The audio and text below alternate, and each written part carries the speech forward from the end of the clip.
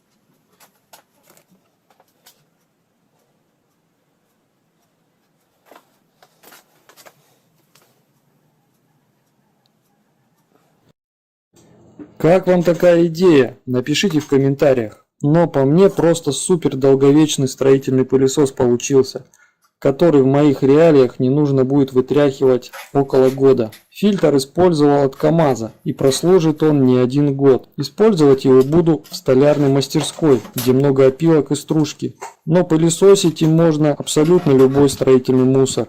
Чуть не забыл, чтобы бочка от вакуума не сжалась, я просверлил в крышке отверстие 5 мм.